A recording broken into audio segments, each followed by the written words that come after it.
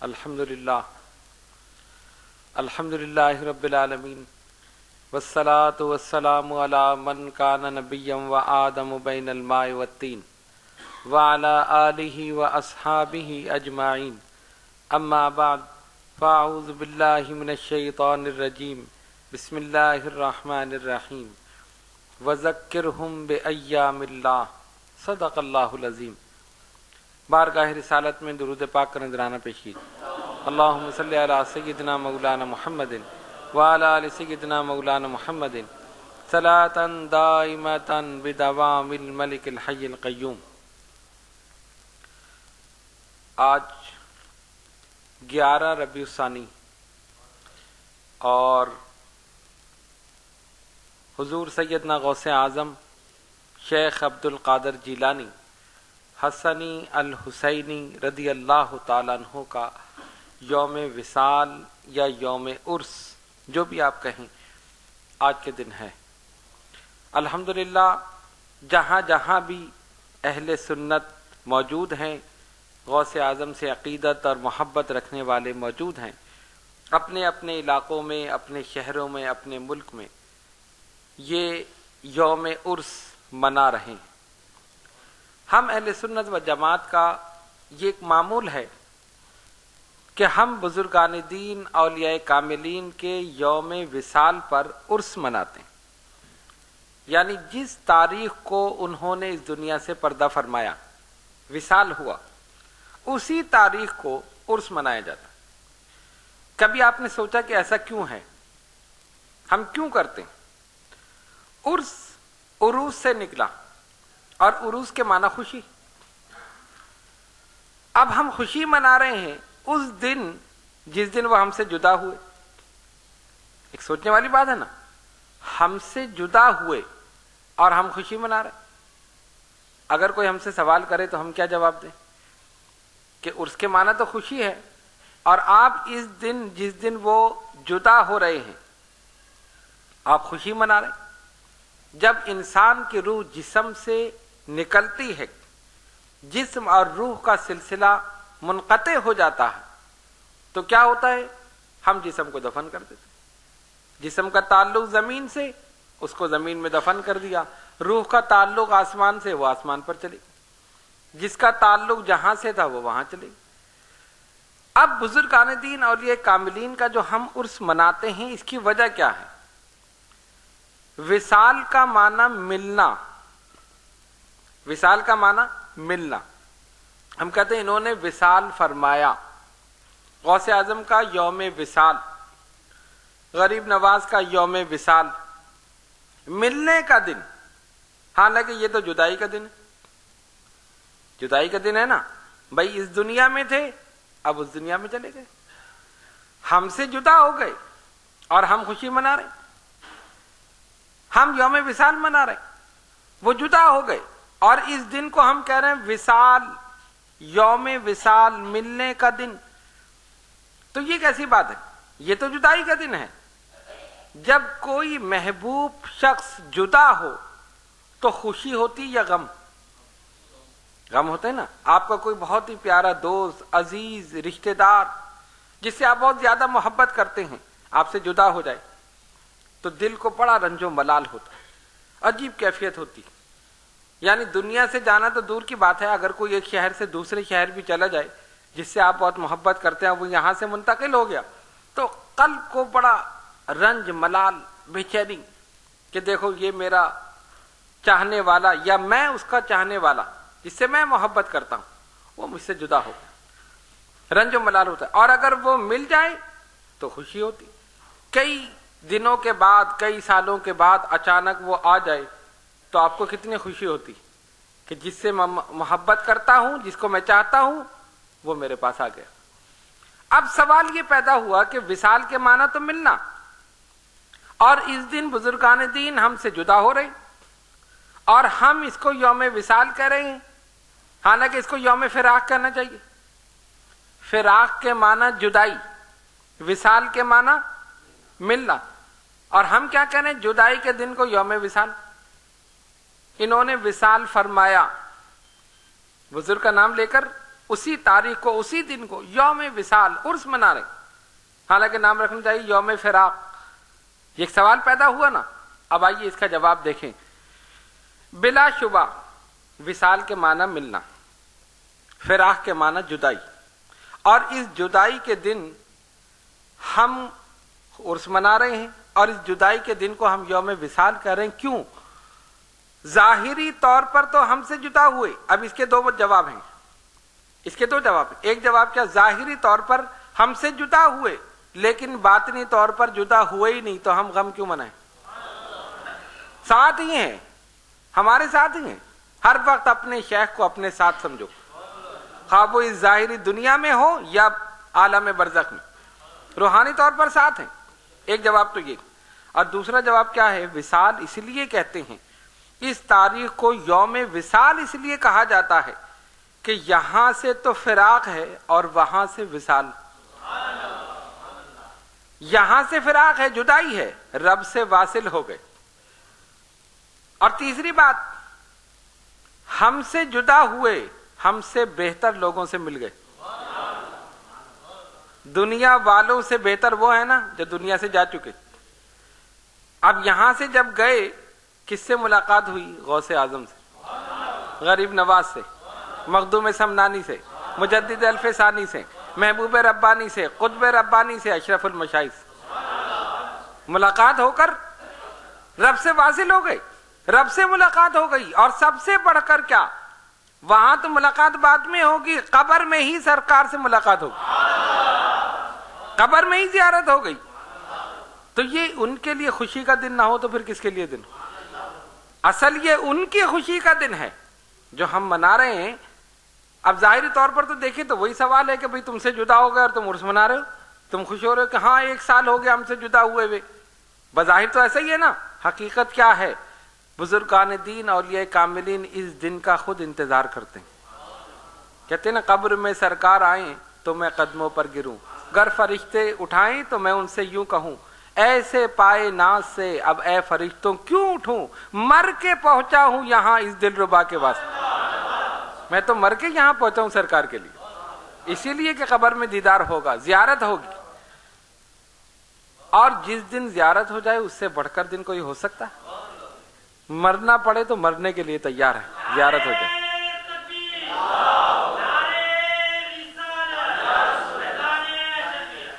تو اب سمجھ لیا عرس کا معنی، اب سمجھ لیا یوم وصال کا معنی. وصال وہاں ہے، فراق یہاں ہے. اور حقیقت میں دیکھو تو فراق نہ یہاں ہے نہ وہاں ہے، وصال ہی وصال ہے. یہاں سے بھی واصل ہیں، وہاں سے بھی واصل. صرف ایک فرق ہے، پہلے ہم دیکھ سکتے تھے اور وہ بھی ہمیں دیکھ سکتے تھے. اور اب فرق کیا ہے؟ وہ ہمیں دیکھ سکتے، ہم نہیں دیکھ سکتے. وہ دیکھ سکتے ہیں، ہم نہیں دیکھ سکتے. لیکن اگر قلب کا آئینہ صاف ہو جائے تو ہم بھی دیکھ لیں، دیکھ سکتے ہیں. جب جدائی ہے ہی نہیں تو غم کیوں منائیں؟ پہلے جسمانی طور پر ساتھ تھے، اب روحانی طور پر ساتھ. اور روحانی طور پر تو ہر جگہ ساتھ ہو سکتے ہیں. جسمانی طور پر تو جانا تھوڑا سا مسئلہ ہوتا ہے نا، روحانی طور پر تو ہر جگہ ساتھ. دنیا کے جس کونے میں چلے جاؤ وہیں ساتھ. بس عقیدت مضبوط ہو، محبت مضبوط ہو، دامن مضبوطی کے ساتھ تھامے ہو، ہر جگہ ساتھ. تو اصل مسئلہ یہ ہے. اور یہی جواب میلاد النبی صلی اللہ علیہ وسلم پر اعتراض کا بھی ہے. کہتے ہیں کہ 12 ربیع الاول سرکار کا یوم وصال ہے، تم لوگ خوشیاں منا رہے ہو. ولادت میں اختلاف ہے، یہ ہے وہ ہے، الٹے سیدھے اعتراضات کرتے. حالانکہ کثرت آرا جو ہیں ولادت کے حق میں 12 ربیع الاول سب نے لکھا کہ یوم وصال نہیں، ولادت. وصال کا بھی قول لکھا لیکن کم. ہم کہتے چلو ہم مانتے ہیں، ہم دونوں چیزیں مان لیں. ولادت کا تو ہم مانتے ہی مانتے، وصال کا بھی مان لو. لیکن غم منائیں کیوں؟ جدا کہاں ہوئے؟ ظاہری طور پر پردہ فرما لیا لیکن ساتھ ہے. قرآن کہہ رہا ہے نبی اولیٰ بالمؤمنین من انفسہم، نبی مسلمانوں کی جانوں سے زیادہ ان سے قریب. تو جان سے زیادہ جو قریب ہو وہ کہاں دور ہو سکتا ہے؟ پہلے دیکھو جان کتنی قریب ہے. جتنی جان قریب ہے اس سے زیادہ تمہارا نبی تم سے قریب. تو یہی چیز بزرگان دین اولیاء کاملین کے لیے. تو اب بات کلیئر ہو گئی کہ ہم یوم وصال اس لیے کہتے ہیں اور اس وصال کے دن عرس اس لیے مناتے ہیں کہ یہ ان کی خوشی کا دن ہے کہ ان کو اس دن جس دن دفن کیا گیا قبر میں سرکار کی زیارت ہو. اور جب وہاں پہنچے تو سارے بزرگان دین نے استقبال کیا. جیسے کوئی آتے نا سب استقبال کرتے.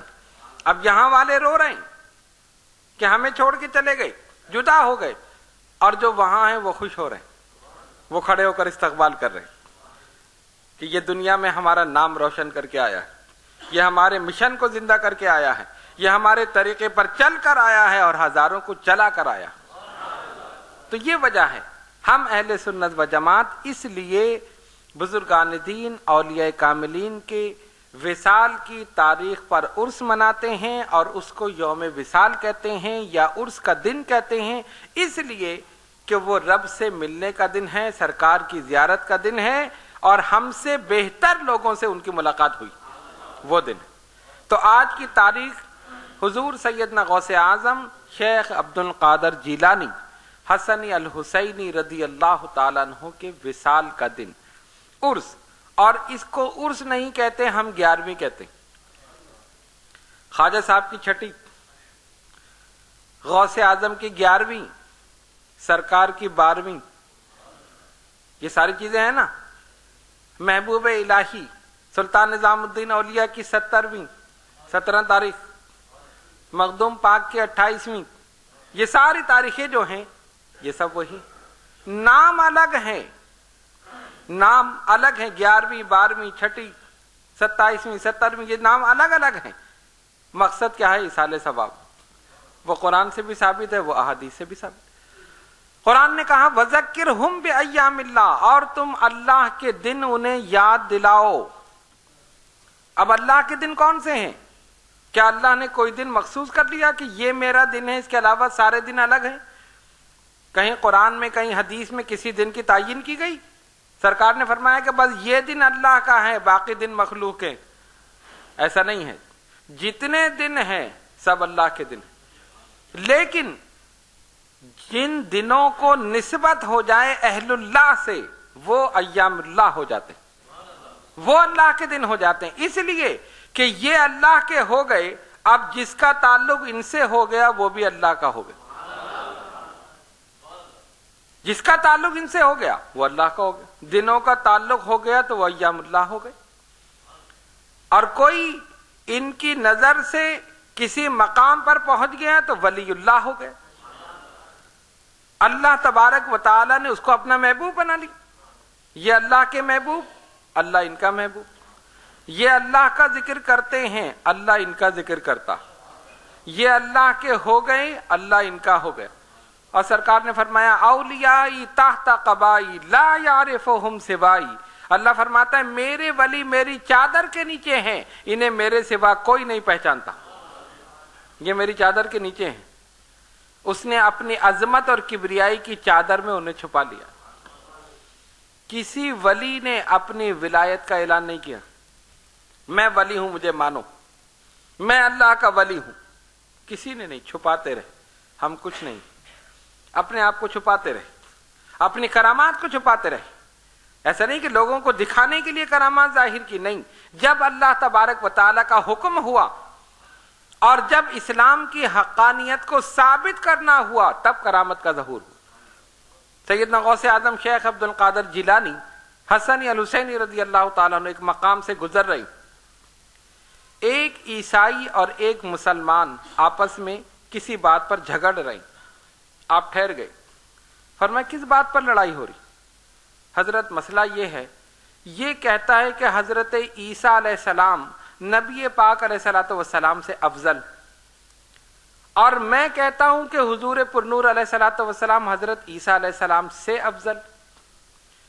ظاہر وہ عیسائی تھا, وہ اپنے نبی کو افضل کہہ رہا ہے, یہ مسلمان تھا, یہ سرکار کو افضل کہہ رہا ہے.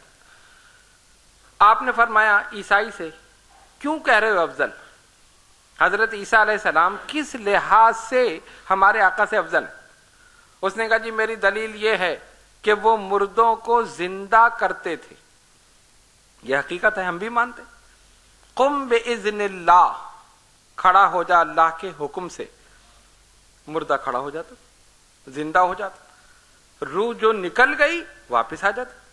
کتنے مردوں کو حضرت عیسیٰ علیہ السلام نے زندہ کر دیا. قم باذن اللہ. آپ نے فرمایا اچھا یہ بات ہے، صرف اس وجہ سے حضرت عیسیٰ علیہ السلام حضور علیہ الصلوۃ والسلام سے افضل ہیں؟ کہا ہاں، اس وجہ سے. آپ کے نبی نے تو کسی مردے کو زندہ نہیں کیا، اور میرے نبی حضرت عیسیٰ علیہ السلام نے دیکھو کتنے مردوں کو زندہ کر دیا. اب ویسے تو بہت سارے دلائل تھے. نبی پاک علیہ الصلوۃ والسلام کی شان تو یہ تھی جس میں جان نہیں تھی اس سے کلمہ پڑھوا لیا. حضرت عیسیٰ علیہ السلام نے تو اس میں روح کو لوٹایا جس میں روح کبھی رہ چکی تھی. وہ کبھی زندہ تھا نا، اس کے اندر روح تھی، پھر روح نکل گئی، مردہ ہو گیا. بلا شبہ ہم مانتے ہیں حضرت عیسیٰ علیہ السلام کا یہ معجزہ ہے کہ انہوں نے روح کو واپس لوٹایا اور مردے کو زندہ کر دیا. لیکن عیسیٰ علیہ السلام کا مقام یہ ہے کہ اس میں روح کو لوٹایا جس میں روح رہ چکی تھی. میرے آقا کا کمال یہ ہے اور معجزہ یہ ہے کہ اس میں روح کو لوٹا دیا جس میں تھی نہیں. اس میں تو کبھی جان تھی نا، کبھی نہ کبھی تو زندہ تھا، مر گیا، روح نکل گئی، انہوں نے روح کو لوٹا دیا، پھر زندہ ہو گیا. پتھروں میں جان ہے، سرکار نے پتھروں سے اپنا کلمہ پڑھوا لیا، کنکریوں سے کلمہ پڑھوا لیا، درختوں سے اطاعت کروا لی. یہ ہے کمال. دلائل تو بے شمار تھے، لیکن غوث اعظم کی شان ہی الگ ہے. آپ نے سوچا ہوگا اب اس کو بے وقوف کو میں کیسے سمجھاؤں؟ تو اس سے سوال کیا کیسے افضل ہیں؟ کہا جی اس طرح افضل ہیں کہ مردوں کو زندہ کرتے تھے، آپ کے نبی نے کسی مردے کو زندہ نہیں کیا. فرمایا اچھا میرے ساتھ آؤ، مجھے دیکھو، میں ان کا غلام ہوں. میرے نبی کی شان تو بہت بلند ہے، میں غلام ہوں، مجھے لے چلو کسی قبر پر، مجھے لے چلو. وہ حیران ہو کے دیکھا قبر پہ، ہاں مجھے لے چلو، میں زندہ کر دیتا. ان کی شان تو بہت بلند ہے، کوئی اور دلیل نہیں دی. وہ بڑا حیران ہوا، یہ ہو سکتا ہے؟ کہا بالکل ہو سکتا ہے. چلے قبرستان، اور کہا جو سب سے پرانی قبر ہو وہاں لے کے جانا. یعنی یہ بھی نہیں کہ جیسے آج کل میں دفن کیا گیا ہو. اگر آج کل میں تو جسم تو سلامت ہوگا، 3 دن تک تو رہتا ہی رہتا ہے، اس کے بعد پھر پیٹ پھٹتا ہے، پھر کیڑے پڑتے ہیں، پھر وہ گوشت کھاتے ہیں، پھر ہڈیاں رہ جاتی ہیں، کھوپڑی رہ جاتی یا ریڑھ کی ہڈی رہ جاتی، چند ہڈیاں رہ جاتی. کہاں سب سے پرانی قبر. عیسائی حیران، اچھا لے گئے آپ سب سے پرانی قبر، اس کو زندہ کریں. فرمایا ایک بات بتاؤ، اس کو میں زندہ کر دیتا ہوں، اگر تم چاہو تو یہ وہی کام کرتا ہوا اٹھے گا جو یہ زندگی میں کرتا تھا. حیران ہو گیا، یہ تو اور بھی کمال کی بات ہے، خالی زندہ ہونا ہی کمال ہے، یہ وہی کام کرتا ہوا اٹھے گا جو زندگی میں کرتا تھا. اس نے کہا اگر یہ بات ہے تو بہت ہی اچھا ہے. فرمایا قم باذنی. غوث اعظم نے فرمایا قم باذنی، اور وہ تھی کسی گویے کی قبر، یا بالفاظ دیگر آپ کہتے ہیں قوال کی قبر. قم باذنی، جیسے ہی کہا وہ گاتا ہوا اٹھ گیا، گاتا ہوا اٹھ گیا. کہا اس وجہ سے کہہ رہا ہے یہ تو ان کے ادنا غلام کر سکتے ہیں، ان کا مقام تو بلند.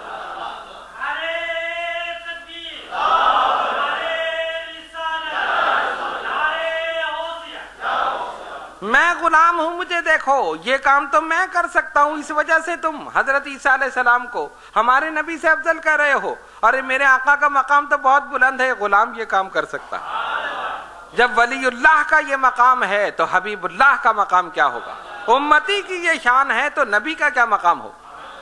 ولی کے مقام کو دیکھ کر نبی کے مقام کو پہچانو، ولی کی عظمت کو دیکھ کر نبی کی شان کو پہچانو. جس کی امت کے ولی مردوں کو زندہ کر دیں اس نبی کا کیا مقام؟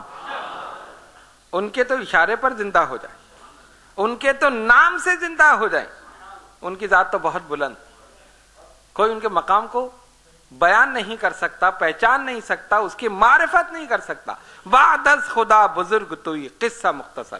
اللہ کے بعد ساری عظمت رسول کے لیے ہیں، ساری فضیلت رسول کے لیے ہیں، ساری رفعت رسول کے لیے ہیں، ساری بلندیاں رسول کے لیے. اللہ تبارک و تعالیٰ نے اپنے بعد اگر کسی کو سب سے بلند اور بالا کر دیا تو ذات پاک محمد مصطفیٰ صلی اللہ علیہ وسلم.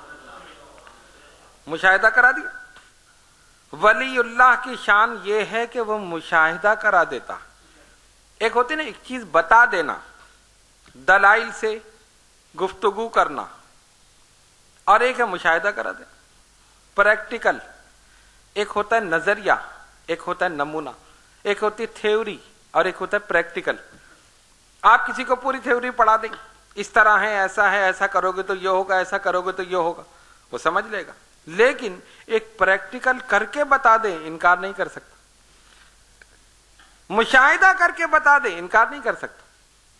غوث اعظم نے بتایا نہیں، دکھایا. بتایا نہیں، دکھایا، زندہ کر کے دکھا دیا. بتا دیا جب میں یہ کر سکتا ہوں تو ان کا مقام تو بہت بلند. جب میں یہ کر سکتا ہوں تو ان کا مقام تو کوئی دلیل نہیں دی. کوئی ظاہری طور پر دلائل بے شمار ہیں.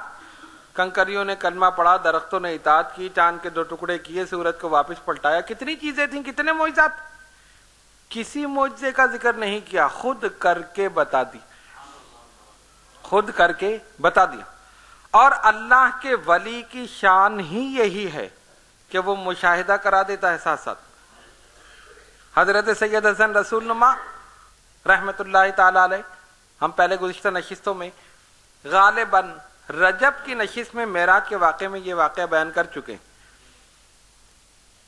ایک محدث صاحب بیٹھے ہوئے، ان کے شاگرد بیٹھے ہوئے، آپ سن چکے، میں صرف اجمالی طور پہ ذکر کر دوں. اگر آپ کو یاد ہوگا تو آپ سمجھ جائیں گے. ویسے تو آپ کی یادداشت بہت اچھی ہے ماشاءاللہ. خیر بہرحال وقت مختصر ہے.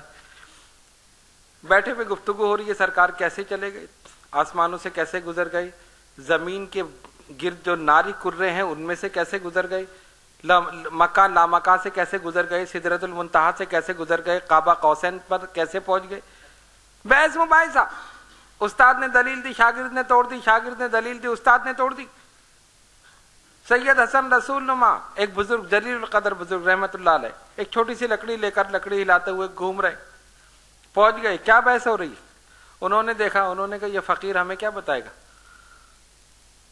کھڑے ہو کر سنا، کہا میں بتاؤں کیسے گزر گئے. انہوں نے دیکھا کہ ہم تو علم کے پہاڑ ہیں، ہم تو پورا علم لیے بیٹھے ہیں، کتابیں ہمارے پاس، سب کچھ ہے، یہ فقیر کیا بتائے گا. کوئی توجہ نہیں دی. پھر بحث مباحثہ ہوتا رہا، دلیلیں ہوتی رہی، توڑی جاتی رہی. انہوں نے بتایا مجھے دیکھو، مجھے اجازت دو، میں بتاؤں کیسے گزر گئے. جب 2-3 دفعہ کہا، ان کا اچھا بتاؤ کیسے گزر گئے، چلو بتاؤ. یہ بار بار ہمیں ڈسٹرب کر رہے ہیں، ہم تو دلیلیں لے کر بیٹھے. بیچ میں ایک دیوار تھی. اللہ کے ولی نے کہا مجھے دیکھو، تم بحث کر رہے ہو نا حضور کیسے گزر گئے، مجھے دیکھو، میں ان کا غلام ہوں، ادنا غلام. لکڑی گھماتے ہوئے آئے، دیوار کے پاس پہنچے، دیوار کے اندر سے ادھر سے گھسے، یہاں سے نکل گئے. وہ حیران رہ گئے. اور ادھر گئے، وہاں سے لکڑی ہلاتے ہوئے ادھر سے گھسے، یہاں سے نکل گئے. وہ دیکھ رہے ہیں. کہا ایسے گزر گئے جیسے میں گزر گیا، ایسے گزر گئے جیسے میں گزر گیا. میں تو غلام ہوں، وہ تو آقا ہے. جب جس میں کثیر گزر سکتا ہے تو جو جس میں لطیف ہو، جو نور ہی نور ہو، وہ نہیں گزر سکتا. یہ ہے ولی اللہ کی شان. مشاہدہ کرا دیا، زبانیں بند ہو گئیں، کتابیں بند ہو گئیں، دلائل ختم ہو گئے. بتا دیا. جب غلام کا یہ حال ہے تو امام کی کیا شان. اسی طرح میرے غوث نے مشاہدہ کرا دیا، جب میں زندہ کر سکتا ہوں تو سرکار کی شان تو بہت بلند. مشاہدہ کرا دیا، بتا دیا، پریکٹیکل کر کے بتا دیا. تو سیدنا غوث اعظم شیخ عبد القادر جیلانی حسنی الحسینی رضی اللہ تعالیٰ عنہ کو اللہ تبارک و تعالیٰ نے سب سے بلند مقام عطا فرمایا. فرمایا میرا قدم ہر ولی کی گردن پر. اور جتنے ولی تھے سب نے گردنوں کو جھکا لی، تائید کی بے شک آپ کا قدم ہماری گردن پر. قصیدہ غوثیہ میں آپ نے فرمایا اللہ نے مجھے یہ مقام عطا فرمایا ہے کہ میرا قدم ہر ولی کی گردن پر. ایک مقام پر فرماتے ہیں تم لوگ میرے نزدیک ایسے ہو جیسے شیشے کی بوتلیں. اپنے مریدین متقدین سے فرما رہے ہیں تم میرے نزدیک ایسے جیسے شیشے کی بوتلیں. اب شیشے کی بوتل میں جو کچھ ڈالو اندر کا نظر آئے گا یا نہیں آئے گا. کہا تم میرے نزدیک ایسے ہو، یعنی نہ تمہارا ظاہر مجھ سے پوشیدہ ہے نہ باطن مجھ سے پوشیدہ. جو کچھ تم ہو اور جیسے ہو میرے سامنے آ جاؤ، شیشے کی بوتل کی طرح ہو، ظاہر اور باطن یکساں میں دیکھ رہا ہوں۔ غوث اعظم فرما رہے اور اس دور کے علماء نے، مشائخ نے لکھا، جو آپ کی صحبت میں رہتے تھے انہوں نے لکھا، آپ کی ذات سے کرامات کا ظہور اس طرح ہوتا تھا جیسا کہ بارش میں پانی کے قطرے برستے۔ آیت من آیت اللہ تھے، اللہ کی نشانیوں میں عظیم نشانی تھے غوث اعظم۔ اللہ نے اپنی نشانی بنا کر اس دنیا میں بھیج دیا تھا، ان کو دیکھ لو اور میرے رسول کی عظمت کو پہچان لو کہ جب ولی کا یہ مقام ہے تو میرے محبوب کا کیا مقام ہے۔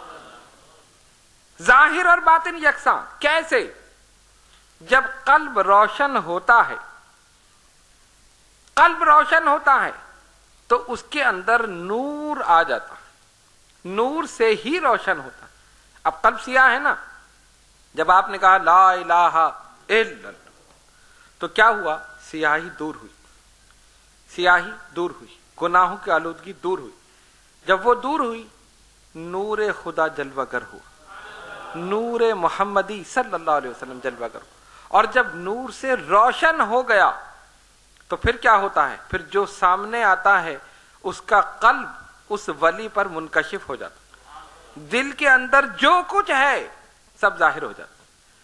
پھر اس کو زبان سے کہنے کی ضرورت نہیں ہے، وہ سوچ کر بھی آ جائے تو اللہ کا ولی بتا دیتا ہے، اپنے دل میں کوئی بات سوچ کر آ جائے۔ تو غوث اعظم نے تو صاف فرما دیا، تم شیشے کی بوتلوں کی طرح ہو، یہی مثال۔ ظاہر اور باطن کوئی چیز پوشیدہ نہیں۔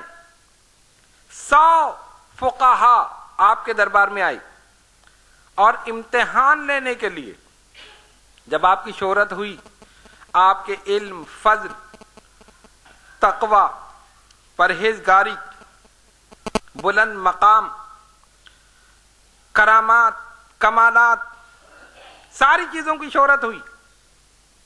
کچھ ہوتے ہیں نا جو مان لیتے ہیں، اور کچھ ہوتے ہیں جو دل میں کدورت یا جیلسی کہیں، کچھ بھی کہیں، نہیں مانتے۔ نہیں، پہلے امتحان لو، ذرا امتحان لو، دیکھو ہمارے پاس اتنا علم ہے، ہم علامہ ہیں، ہم محدث ہیں، ہم مفتی ہیں، آ گئے، بڑی ان کی شہرت ہے، ہم شیخ عبد القادر جیلانی کا امتحان لیں گے۔ 100 فقہا اور آ کر آپ کے چاروں طرف بیٹھ گئے ایسے۔ غوث اعظم تشریف فرما ہے، وہ سامنے بیٹھے اور اپنے ذہنوں میں مشکل ترین سوالات لے کر، اس نے کہا میں یہ پوچھوں گا، اس نے کہا میں یہ پوچھوں گا، اس نے کہا میں یہ پوچھوں گا، ایسے سوال پوچھو کہ جواب ہی نہ دے سکے۔ اور جب جواب نہیں دیں گے تو ہم کیا کہیں گے؟ ان کو مان رہے ہو، یہ تو ہمارے سوال کا جواب ہی نہیں دے سکتے۔ ایسے ہوتے ہیں نا لوگ، ہر دور میں ہوتے ہیں، آج بھی ہیں، پہلے بھی تھے۔ بیٹھ گئے، سمجھے ہی نہیں کہ کس کے پاس آئے، اپنی طرح سمجھا، ولی کو اپنی طرح سمجھا۔ خیر انہوں نے تو ولی کو سمجھا، آج کل تو نبی کو سمجھتے ہیں معذاللہ۔ وہ ان سے ایک درجے کم تھے، یہ نبی کو سمجھتے، وہ ولی کو سمجھتے، ایک درجے کم تھے۔ غوث اعظم تشریف فرما جلوہ افروز آ کے سامنے بیٹھ گئے۔ لوگوں نے کہا حضرت یہ سوالات پوچھنے آئے ہیں۔ اچھا سوال پوچھنا ہے، آ جاؤ، بلا لو، سب کو بٹھا لیا۔ آپ نے اپنی گردن جھکائی، قلب کی طرف توجہ دی، آپ کے سینے مبارک سے نور کی شعائیں نکلی، نور کی شعائیں نکلی اور جتنے وہ فقہا بیٹھے تھے ان کے سینوں میں گئیں اور واپس آ گئی۔ نور کی شعا غوث اعظم کے قلب مبارک سے، سینے سے نکلی اور جتنے فقہا تھے ان کے سینوں تک گئیں، واپس آ گئیں، سارے سوالات سلب کر لی، کوڑا کر دیا، کچھ پتہ ہی نہیں کیا لے کر آئے۔ اب پریشان، ارے ہم تو یہ سوچ کر آئے تھے، نسیاں منسیاں ہو گئے، ذہن میں کچھ ہے ہی نہیں، بلینک، اب کیا سوال کریں؟ لیکن غوث نے ایک کام اور کیا، ان کی زبانیں بھی بند کر دیں، زبان بھی بند ہو گئی اور ذہن بھی بالکل صاف ہو گیا، ذہن میں کچھ رہا ہی نہیں کیا پوچھنے آئے تھے۔ اور اس کے بعد ان سے بغیر پوچھے ان کے سوالات کے جوابات دینا شروع کیا۔ تمہارا سوال یہ ہے، اس کا جواب یہ ہے، تمہارا سوال یہ، اس کا جواب یہ ہے، تمہارا یہ ہے، اس کا جواب یہ۔ جتنے موجود تھے سب کے سوال بھی بتا دیے، ان کے جواب بھی بتا دیے، انہوں نے اپنے امامے اتار کر پھینک دیے، اپنے گریبان چاک کر دیے، مان لیا غوث اعظم آپ واقعی امام ہیں۔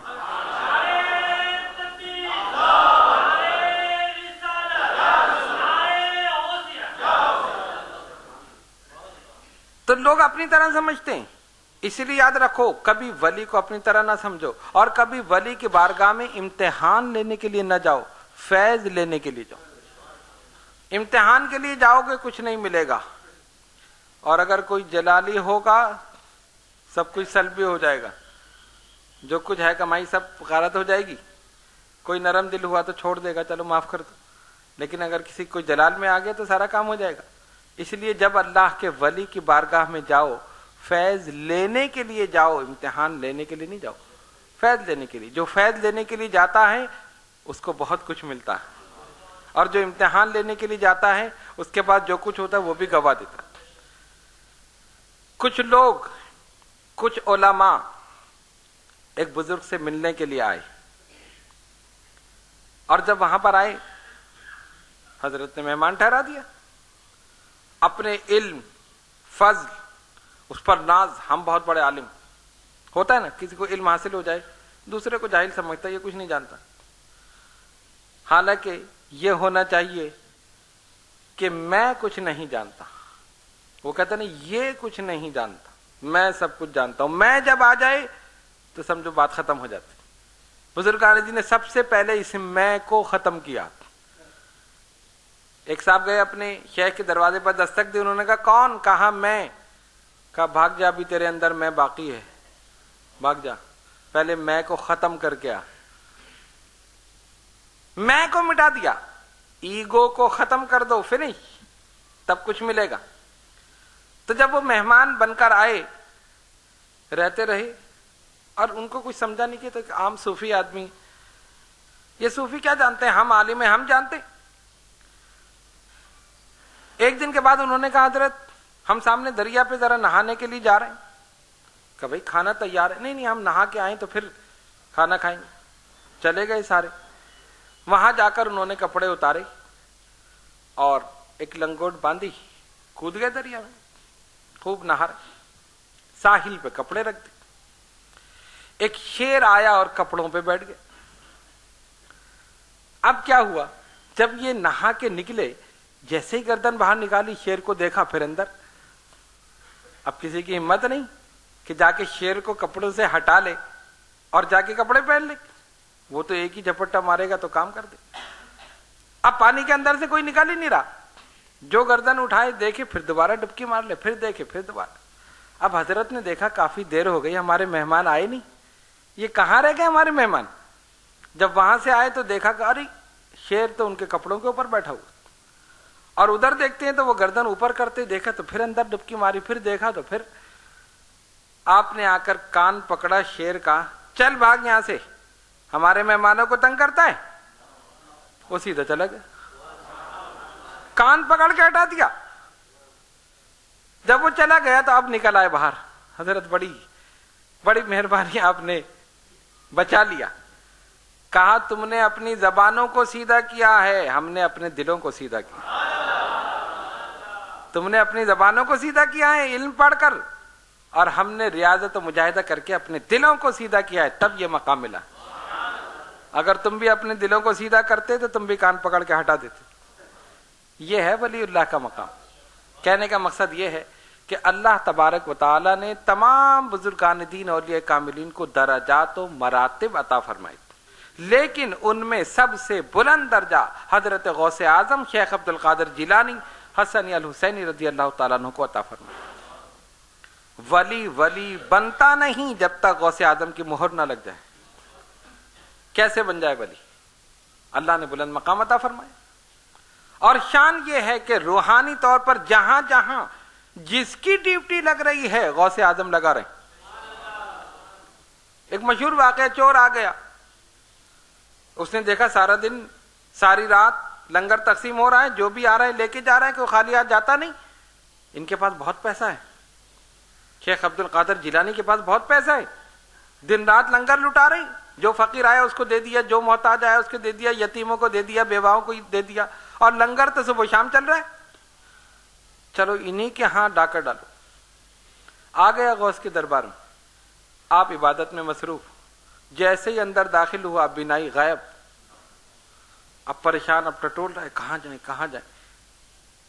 ہوتے ہوتے اندھیرا تھا، غوث اعظم عبادت میں مصروف تھے. اس نے ہوتے ہوتے دامن پکڑ لیا، اندھیرے میں ہاتھ گیا، دامن پکڑ لیا. آپ نے فرمایا مولا اس نے غوث کا دامن پکڑا ہے، اب چھوٹنا نہیں چاہیے. کسی بھی نیت سے پکڑا. ادھر حضرت خضر علیہ السلام تشریف لائے. اے عبد القادر جیلانی، فلاں مقام پر ایک ابدال کا انتقال ہو گیا ہے، اس کی جگہ ایک دوسرا آدمی چاہیے. کہاں ایک مہمان ہمارے یہاں آیا ہے، اسے لے جاؤ. یہ کچھ لینے کے لیے تو آیا تھا، کسی بھی نیت سے آیا تھا، لینے کے لیے آیا تھا، ہم خالی نہیں لوٹائیں گے. اس کو بلایا، چہرے پر ہاتھ پھیر دیا، بینائی آ گئی، قلب پر نظر ڈال دی، ظاہر اور باطن کو پاک اور صاف کر دیا، ابدال بنا دیا، اور جس ابدال کا انتقال ہوا تھا اس کی جگہ مقرر کر دیا. یہ ہے غوث اعظم کا مقام. خالی نہیں لوٹایا، چوری کی نیت سے آیا تھا، ابدال بنا کے بھیج دیا. یہ آپ کی شان ہے. اپنی خانقاہ میں بیٹھے ہیں، دو ابدال اڑتے ہوئے جا رہے ہیں. ابدال جو ہے نا ان کو ایک قوت ہوتی اڑنے کی، اڑتے ہیں اور ہوتے ہیں عام انسانوں کی طرح. ایسے نہیں کہ وہ کوئی مافوق البشر، کوئی اور شخصیت ہے، کوئی اور نسل کے ہیں، انسانی، لیکن اڑنے کی صلاحیت. غوث اعظم بیٹھے ہیں، اوپر سے گزر رہے ہیں، ایک نگاہ ڈالی، نیچے گر گئے. اڑنے کی صلاحیت ختم، نیچے گر گئے. اب کھڑے ہوئے معافی مانگ رہے ہیں. فرمایا دیکھا نہیں نیچے کون بیٹھا تھا؟ چلے جا رہے اوپر سے. حضور معافی چاہتے ہیں. قدموں پہ گر گئے. جب معافی مانگی کہا جاؤ، اسی وقت اڑ گئے، چلے گئے. جو زبان سے نکل گیا ہو گیا. تو غوث کی ذات سے تو کرامات کا صدور اس طرح ہوتا تھا جیسا کہ پانی کے قطرے، بارش میں پانی کے قطرے برستے ہیں، اس طرح غوث اعظم کی ذات سے کرامات کا صدور ہوتا تھا. ایک نہیں بے شمار کرامات. علماء نے لکھا، اس دور کے مشائخ نے لکھا، آپ کے خلفاء مریدین، یعنی جس وقت آپ خطاب فرماتے تھے 400 آدمی کاغذ اور قلم لے کر آپ کے ارشادات لکھتے تھے. 400 آدمی. کتنے ملفوظات ہوں گے، کتنے ارشادات ہوں گے. اس وقت ان کی زبان میں اثر تھا، اور آج جو الفاظ آپ کی زبان سے اس وقت نکلے تھے آج ان الفاظ میں بھی اثر.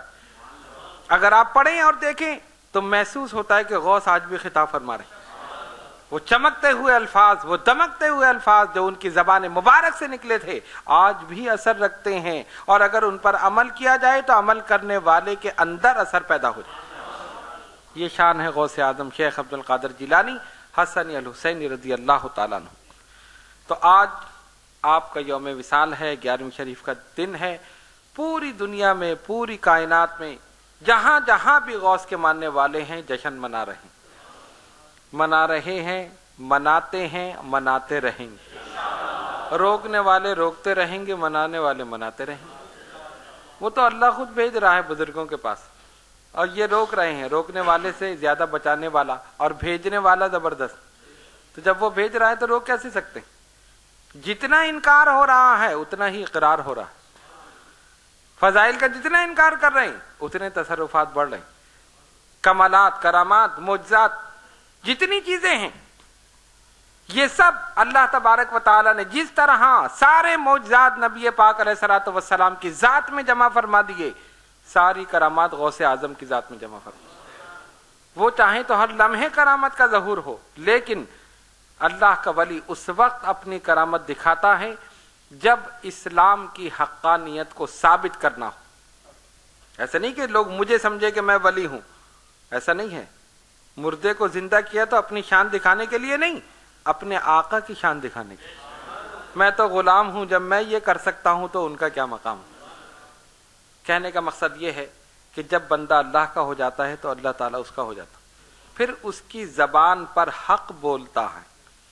وَلِسَانَهُ الَّذِي يَتَكَلَّمُ بِهِ وَسَمْعَهُ الَّذِي يَسْمَعُ بِهِ وَبَصَرَهُ الَّذِي يُبْصِرُ. پوری حدیث شریف موجود ہے جس کا انکار نہیں کیا جا سکتا.